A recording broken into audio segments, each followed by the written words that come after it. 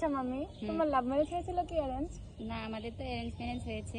একটু বলো না গল্পটা শুনি, আমরা তো যেতে পারিনি।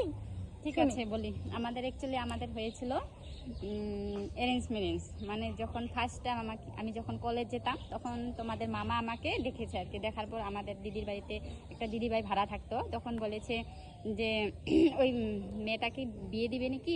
বলছে যে হ্যাঁ বিয়ে তো দিবে, ওর জন্য দেখাশোনা চলছে। কয় কি হে, আমার তো একদম অ্যাকচুয়ালি আমার ভাগ্যটাই খারাপ একদম। আমি এই মেয়েটাকে আমার খুবই পছন্দ হয়েছিল। তারপর কিভাবে শিলিগুড়ি থেকে দেখতে এসেছিল, ওটা ক্যান্সেল হওয়ার পর তোমাদের মামা আমাকে দেখেছে। দেখার পরে এইভাবে আলোচনা হওয়ার পর আমাদের অ্যারেঞ্জ ম্যারেজ হয়েছে অ্যাকচুয়ালি। এটা তো ওয়ান সাইড লাভ হয়ে গেল না? অ্যাকচুয়ালি আমার লাভ হয়নি, তোমাদের মামার একটু হতে ওয়ান পারে। সাইডেড লাভ।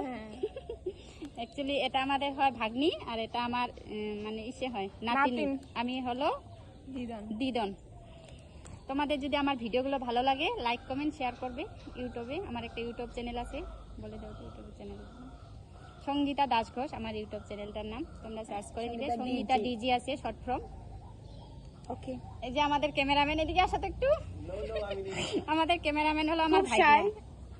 আসবে না, আমাদের ক্যামেরাম্যান আসছে না। আমি অ্যাকচুয়ালি এই ভিডিওটা শুট করেছি বরপেটাতে। বরপেটা জায়গাটার নাম কি ছিল? সিমলাগুড়ি। খুবই সুন্দর জায়গাটা, আর মানুষগুলো খুব ভালো, আমার খুবই ভালো লাগলো। সবাইকে আমি খুবই ভালোবাসি, সবাই আমাকেও খুব ভালোবাসে। Bye bye. Okay, bye guys. Thank you, tata, welcome.